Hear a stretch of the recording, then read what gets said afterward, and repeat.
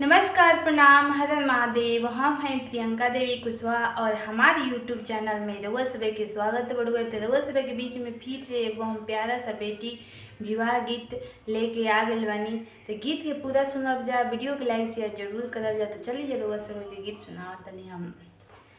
झरे झरोखा चढ़ी आमानी रे खेली कैसे के आवेले।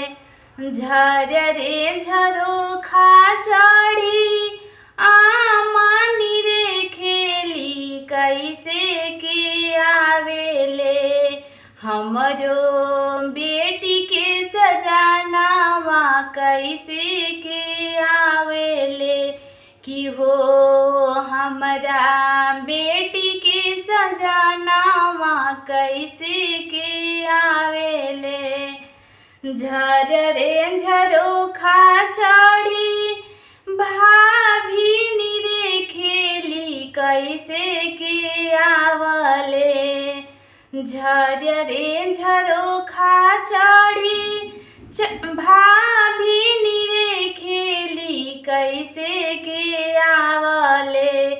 हमरो प्यारे नाना दोइया कैसे के आवले।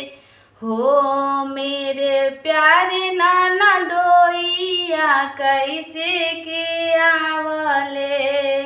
कानवा में शोभे कुंडल माथपा मौरिया उसे के आवले। कानवा में शोभे कुंडल माथपा मौरिया उसे के आवले।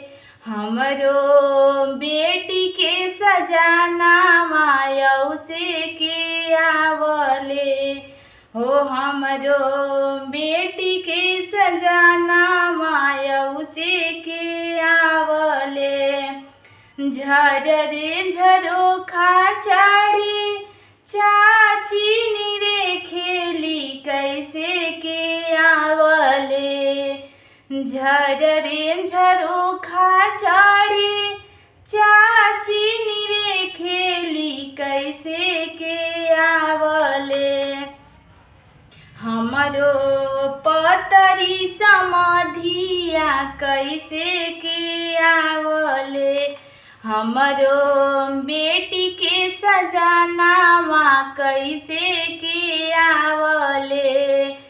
बाजवा बजावत आवस नाचवा नचावे उसे के आवले। हमरो पतरी समधिया उसे के आवले। हमरो बेटी के सजानावा उसे रे आवले। झरे झरोखा चढ़ी आमानी रे खेली कैसे के आवले। झरे झरोखा चढ़ी आमानी रे खेली कैसे के आवले। हमरो बेटी के सजानावा कैसे के आवले। हमरो बेटी के सजानावा कैसे के आवले।